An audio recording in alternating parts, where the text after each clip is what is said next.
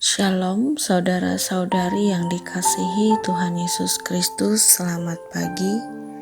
Renungan harian hari ini Jumat 19 Maret 2021 terambil dari kitab Ibrani pasal 4 ayat yang ke-14 hingga pasal 5 ayat yang pertama hingga yang keempat dengan perikop Yesus sebagai Imam Besar. Judul yang saya berikan untuk renungan hari ini adalah Imam Besar yang Peduli.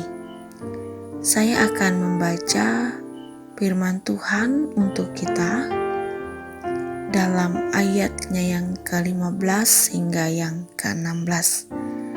Namun sebelumnya mari kita berdoa.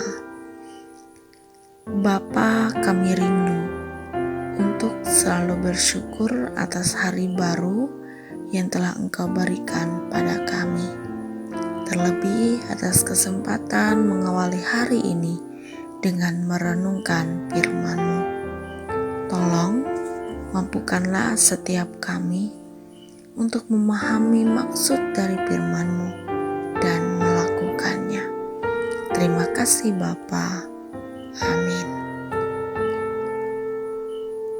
Saudara-saudari yang dikasihi Tuhan Yesus Kristus, firman Tuhan dalam ayatnya yang ke-15 hingga yang ke-16 demikian.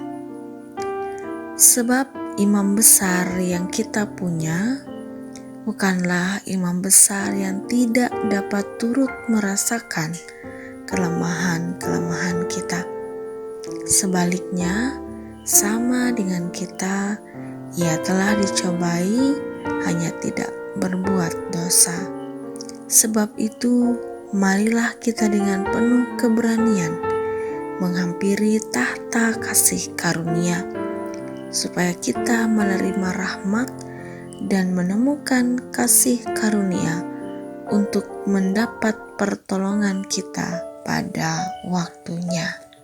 Amin. Saudara-saudari yang dikasihi Tuhan Yesus Kristus, saya pernah membaca tulisan yang isinya demikian. Sejauh apapun kita pergi, keluarga tetap tempat yang paling nyaman untuk kembali. Penulis ingin mengatakan bahwa sejauh apapun kita pergi, siapapun yang kita temui dalam kehidupan kita, keluarga akan tetap menjadi hal yang paling kita rindukan dan harapkan keberadaannya dalam situasi apapun kita. Sebab mereka jauh lebih mengenal dan memahami siapa diri kita. Dan di hadapan mereka, kita selalu bisa jadi diri kita sendiri tanpa adanya kepura-puraan. Saudara-saudari yang dikasihi Tuhan Yesus Kristus, dan melalui firman Tuhan hari ini, sebagai orang percaya, kita mengetahui bahwa tidak hanya keluarga yang mampu membuat kita merasa nyaman. Ada pribadi luar biasa yang jauh lebih mengerti dan peduli, bahkan sangat mengenal kita lebih dari siapapun. Dia adalah Yesus, Sang Imam Besar. Sebagai imam besar, yang Yesus lakukan lebih dari itu. Dia tidak hanya berdoa kepada Bapa untuk kita manusia, tetapi dia juga melakukan hal-hal yang dahsyat sepanjang hidupnya di dunia. Ia sungguh peduli akan kita. Puncak dari kasih dan kepeduliannya saat dia rela menderita sengsara untuk semua dosa-dosa yang kita lakukan.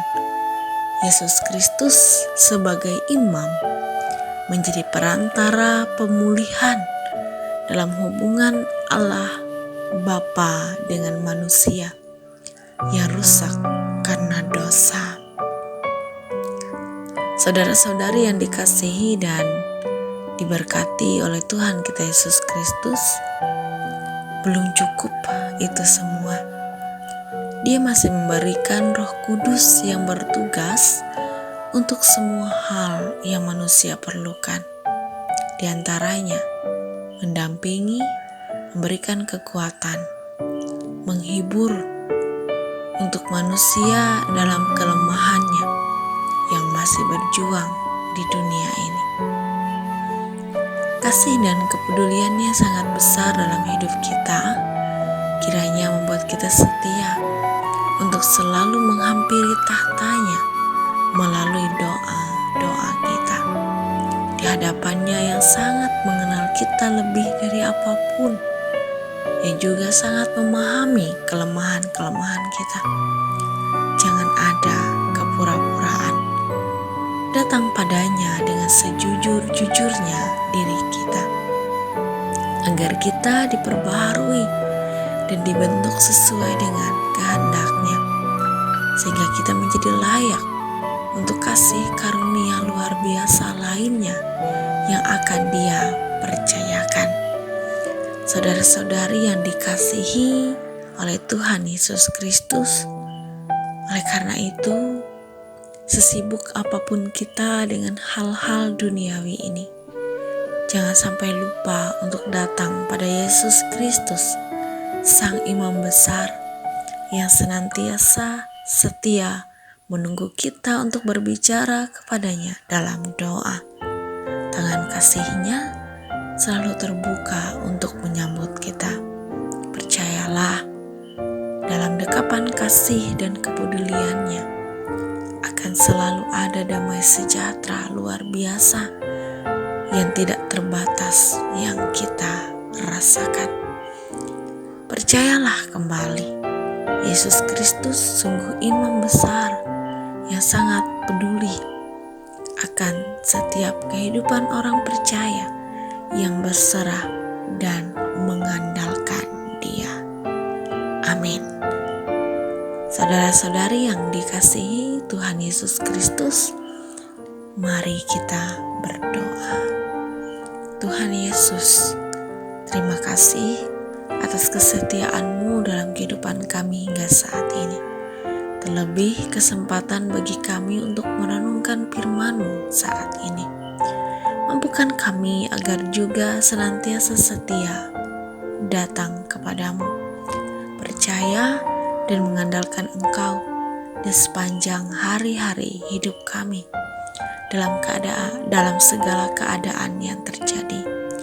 Padamu kami berserah. Amin. Selamat beraktivitas. Salam sehat untuk kita semua. Shalom.